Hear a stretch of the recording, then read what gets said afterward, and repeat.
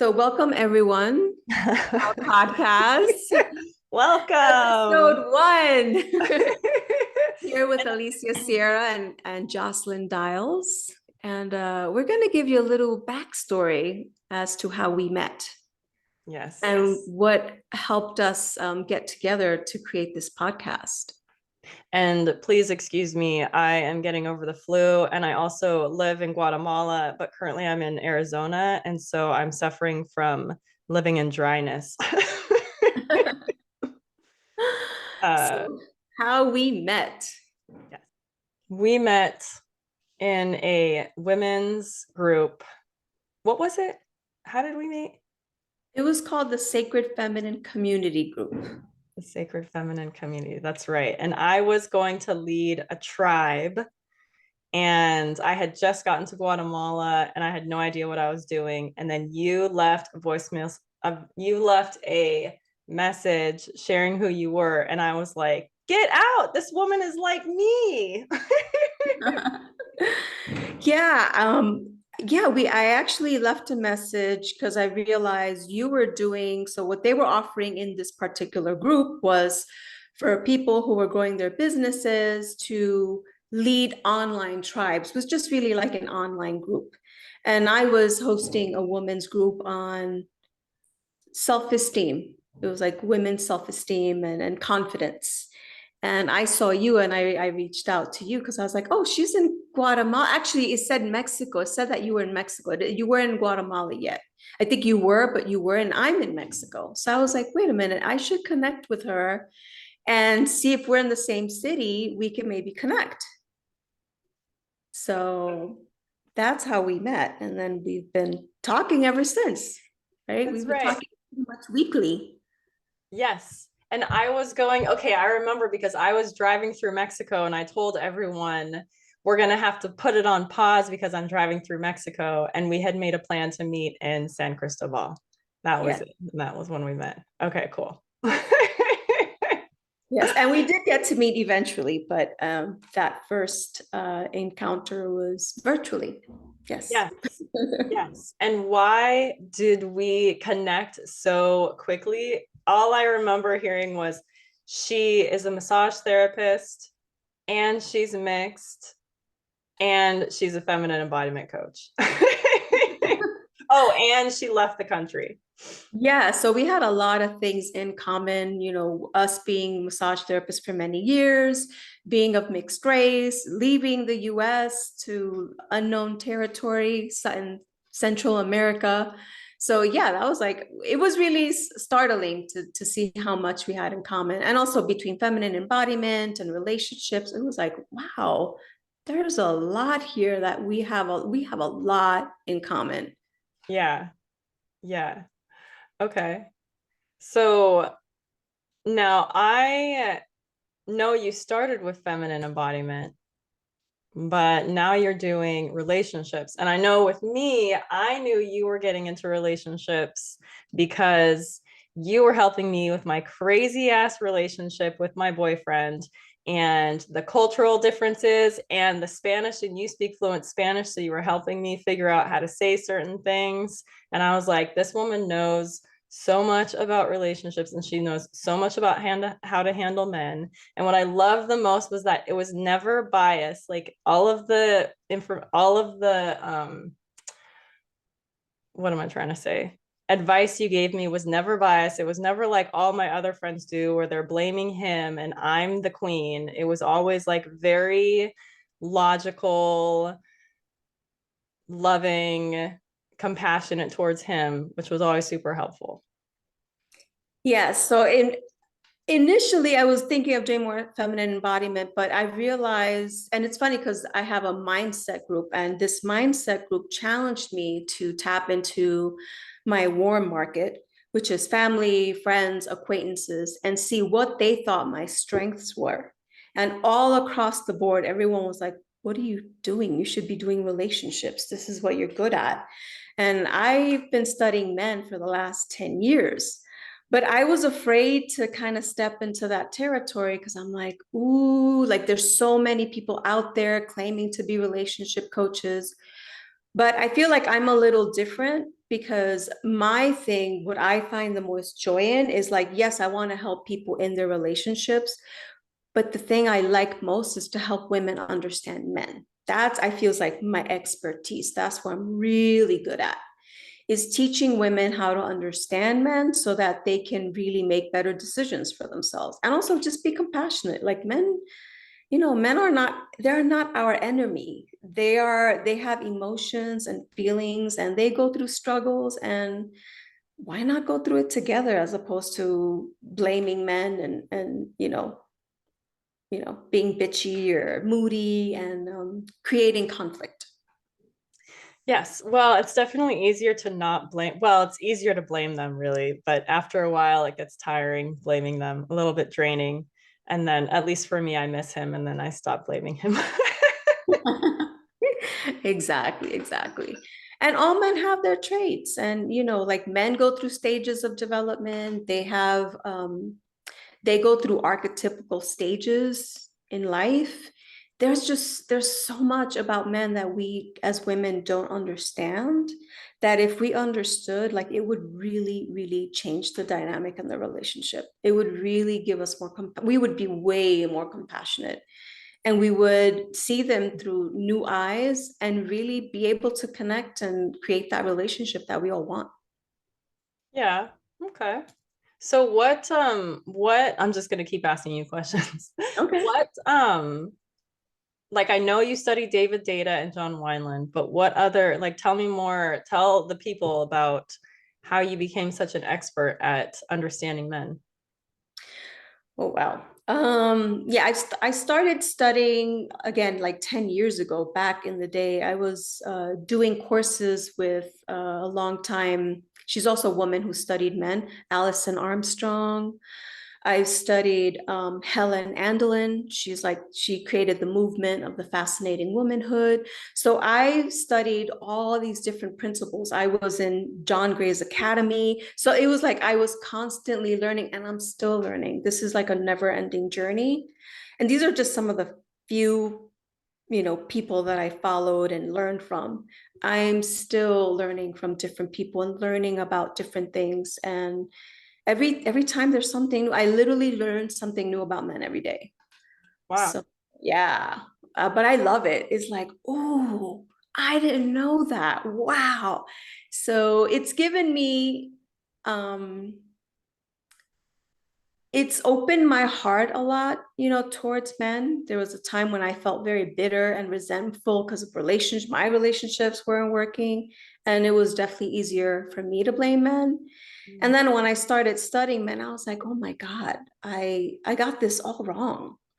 Like, I got this all wrong. And I'm doing so many things that are bringing out the worst in men without even realizing it. So it was through my own quote unquote failures that got me to learning about men, just to understand them in general, to, you know, put myself in their shoes and see what they struggle with. So, so that was pretty much, yeah, what got me started in this whole journey. So I was always curious about you, because even though you and I were both into feminine embodiment, I was always curious about what got you started in feminine embodiment. Man, I'm just obsessed with the body. I mean, I I'm just obsessed with the body, you know? I grew up a gymnast. My dad was a physical therapist. No, what am I saying? I wanted to be a physical therapist. My dad was a personal trainer, and my mom was a gymnastics teacher. And, like, we travel around doing shows at schools, doing gymnastics. So, like, I've always been a very physical person.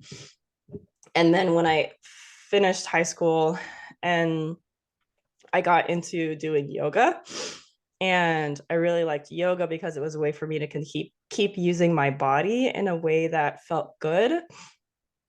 And then 20s, my life went downhill, as does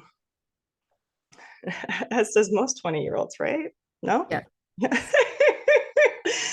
I drinking, smoking, totally lost, never finding love and feeling sorry for myself. And I went and hiked the Appalachian Trail. And the things that we would talk about on the Appalachian Trail were food, the food we were craving, what beautiful things we saw that day, and what hurt.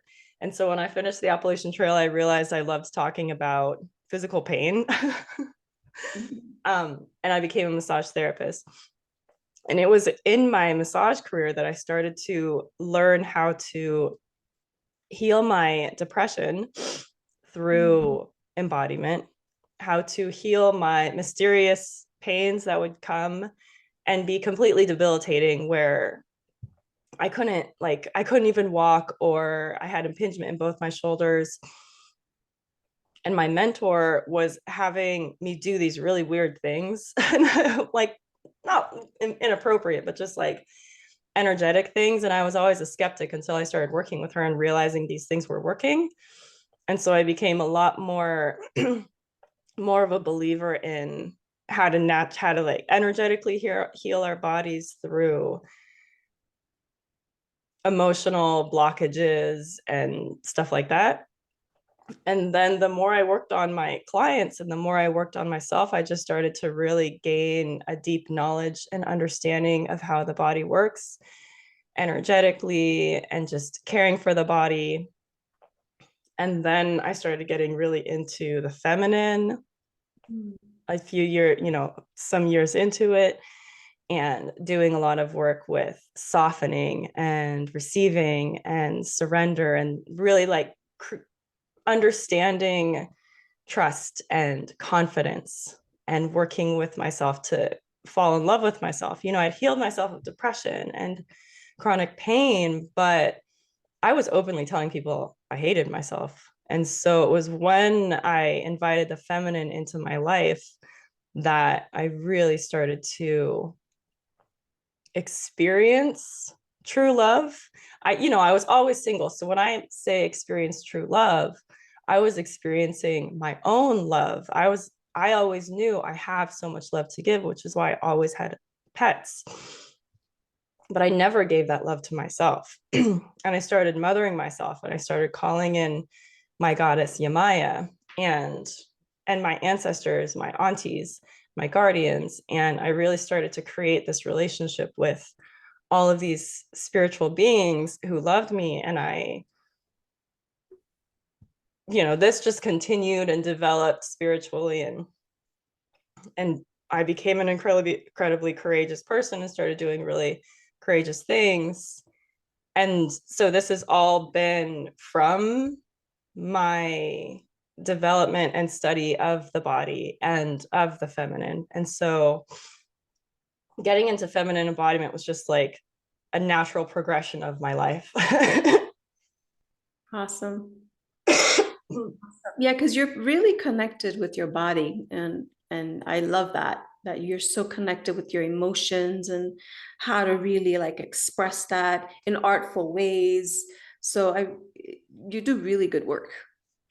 Thank you. Yeah, I mean,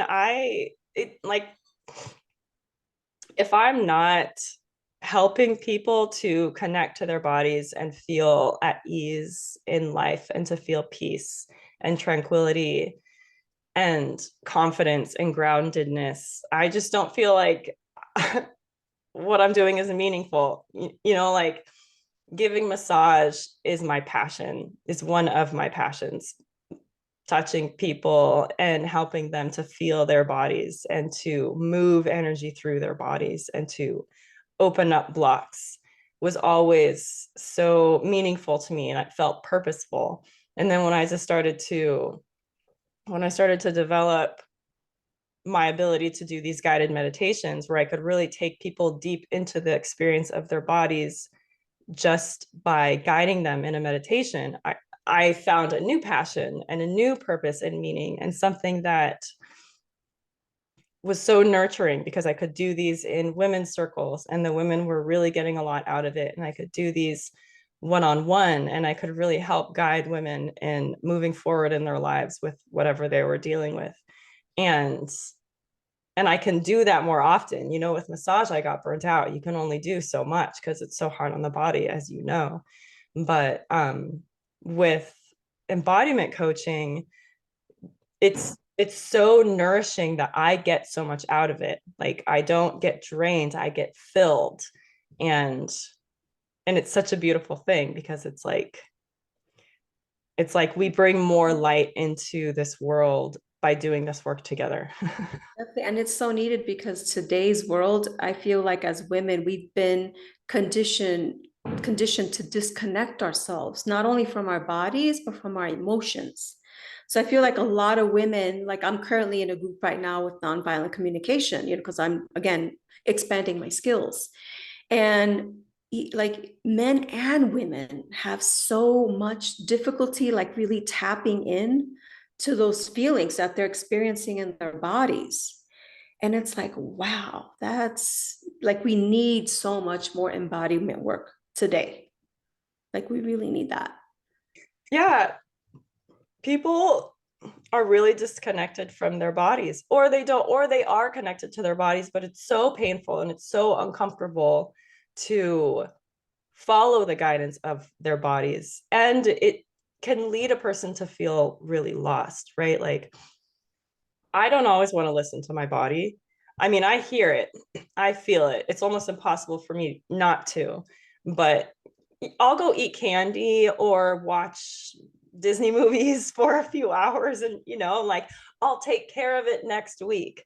But Right. like, I think for a lot of people that don't grow up in the way that I did, just being in their bodies, or even people who did but haven't dedicated their lives to, experiencing the body in a really deep way, it can be really scary. And it can also feel like, if I listen to what I feel, how do I know I can trust it? Because I usually listen to my sugar cravings, or um, like I can see why a lot of people wouldn't want to trust what they feel in their body.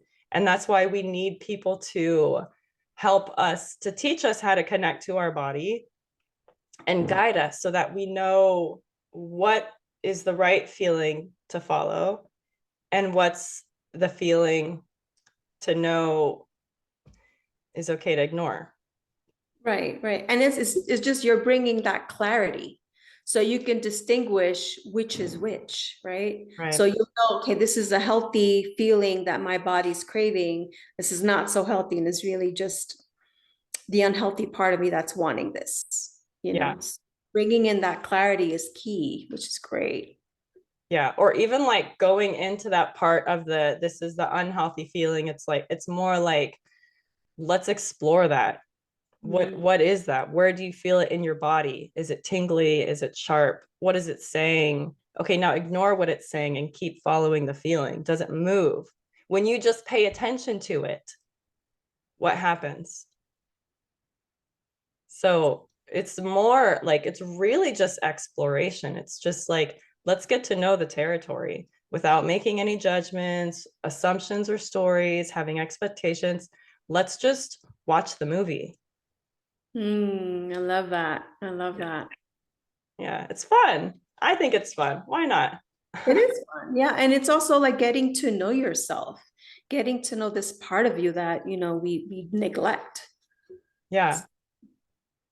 Yeah, I did talk therapy for 7+ years, and I got so sick of myself. I got so sick of hearing my stories and complaints. And for like 5 years, I was mad at my mom. I stopped talking to my dad for 4 years. I was just mad about everything. And then I dedicated my myself to having a relationship with my body in a really loving way. And all of that anger and all of that blame of my parents went away, and now I have a really great relationship with them because I think my relationship with my body has helped me to accept reality as it is without Mm. trying to change anything, without having any resentments or anything, but just like, in this body, in this moment, in this breath, total love and acceptance of reality as it is in this moment. And I think if we could all have that and just move in that way, we would be so much more clear in how we move through the world and how we navigate our life. Absolutely, absolutely. So now you bring this element into relationships. Yes, yes. Helping women to really figure out, I think, you know, with understanding men, there's so many things that women hold in their bodies. They're bitter and resentful most of the time. So, you know, going through doing different exercises, but really the key is coming from a place where you are really just like understand that the wiring, the biological wiring of men is that much more different than us. And most of the time, what we don't realize is that we're constantly expecting men to act like us. Like we want them to process emotions like us, we want them to talk like us. Men are, I mean, there's enough of a difference between men and women that it's radical.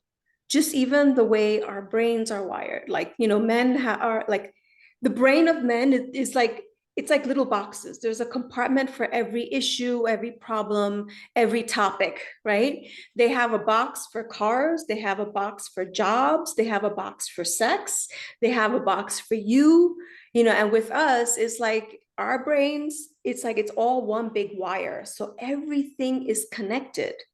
With men, these boxes are not connected. And that's just like one little basic difference. So if we understand where they're coming from and we learn to work through our blocks and we learn to get in touch with our bodies and express our emotions to our men in a healthy way, we're going to create very different relationships. You know, if you learn to communicate in a way that's connected to your heart and you're expressing your feelings without blaming or without getting defensive, it's completely transforming. And men will hear you very differently and they'll be much more open to what you have to say. Otherwise, it's just conflict, conflict. You know, you say something, he say something, and it's one, you start arguing and it's one big fight. So But funny. No, go ahead. Sorry. no, no, no, I'm just saying it's just really interesting when you understand how they're wired that, you know, like I'll give you another example. Like men, it's like if you continuously talk to them about a problem, their nervous system can't handle it. They will shut down and they'll go in their nothing box. There's literally a box in their brain that's nothing. Oh, I That's know. why, that's why they can go fishing for hours. And it's like they'll do brainless things. They'll watch sports for like hours. And it's just they're in their nothing box. And the more you try to process with them, you know, through a fight, they'll just check out. They're like, I'm let it go, I'm going away. You know, Yeah. so when you understand that and you just give them space and you can come back and communicate differently, communicate from a different place, they'll be way more open and more receptive to what you have to say. Yeah, that's a good point because I feel like with my man, every time I want to resolve something, he's like, I'm in the nothing box. I don't know why you're still over there, but I'd love for you to join me in the nothing box. And I'm like, we have to resolve this. And he's like, I already resolved it. I Yeah, yeah. And the way they process is different. Again, their nervous system just can't handle it. That's why men call us crazy. Because they're like, doesn't she have a nothing box? Why is she ranting and raving? Like for them, it's the same. Like they also expect women to be a little bit like them, you know, and we're not. We're just, I mean, I think a good start is for women to understand men. It would be great if men could just say, let me understand my woman. There's a lot of spaces where men are understanding, like are learning to understand women, but it's more in the context of how can I get her to bed? Which for me is that's a whole other issue that we can address. But for women, like we're so much more relational and we're so much more about connection. Again, men, that's a different department. That's a different box. right. So when you understand that and you can learn how to activate that box in a really nice, healthy way, then again, we can really create something beautiful. Nice. I love that. And it's also, you're not saying like that it's all of you have to do all the work, the women have to do all the work, because we also have to understand ourselves. That's where the embodiment piece comes in, right? Like we have to understand ourselves. I have to recognize that, okay, my hormones are going haywire right now and he's in the nothing box. So like I just need to take space And and not do take it my own personal. work. Right. And not take it personal. And the thing is, the truth is, the only thing we can change is ourselves, right? Right. But in changing ourselves, men will begin responding differently to you. Right. And I can change how I react to him. I can change rather than reacting, I can respond. And in order to get to the point where I can respond, I need to do the work of my embodiment. I need to do the work that I know. I need to use the tools that I know work in order to be able to have the conversation with him in a way that works for him when he's ready, when he's in that box. I like this box analogy. Yeah, and it's really helpful to see it, because if you can see that our brains are all one big wire, and that's why it's so much easier for us to connect thoughts to feelings, whereas men, it's like, because it's one big wire, it's just one side of the brain to another side of the brain. With men, it's like that box could be upstairs, like there's all these different compartments, and in order to try to connect them, it's a mess. Okay. It's like, okay, I'll just accept him where he's at. I'll give him space. And usually when you give him space, he will come back. It's just because, men also want you to be happy. They want to be your hero. They That's don't good. want an unhappy wife. They're not, unless they're unwounded, they're not unwounded, but unless they're wounded and they're not interested in your feelings, and they're not interested in creating a good relationship with you, which is a flag. But most men are good men. And that's another thing we don't see. It's like most men are decent men. Like it's just, we sometimes bring out the worst in them and we don't even realize it. Oh, they bring out the worst in us too. And then it's just like ugly me and ugly you and what's happening. And then, it's just, oh my God, it can be such a mess. But you know what? You're right. At least in my situation, he always comes back. Right. He does always come back. And either I'm in a mood and I'm not in a mood. And when I just suck it up and I breathe and I do the work, it's always so much better. And so well, Yes. I love how embodiment, I'm excited for our podcast because I'm obsessed with embodiment. Embodiment and relationships and understanding men. And so we can get in some really good topics here. Oh, we're gonna have some juicy topics.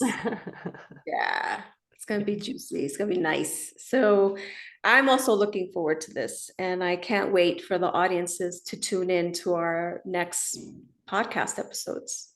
Yeah. Yeah. Well, is there anything else you want to share before we say goodbye? No, because I can go on. Okay. I can go on and on, but I think this is good for today. I think we shared a little bit of our passions and what we do. And I look forward to have more of these conversations in future podcasts. Yeah, hopefully my coughed up voice doesn't sound too awful on the recording. So we'll see how You're it. all good. You're all good. All right. Well, I guess we should close it up. So thanks for listening in, and we'll see you next week. See you next week.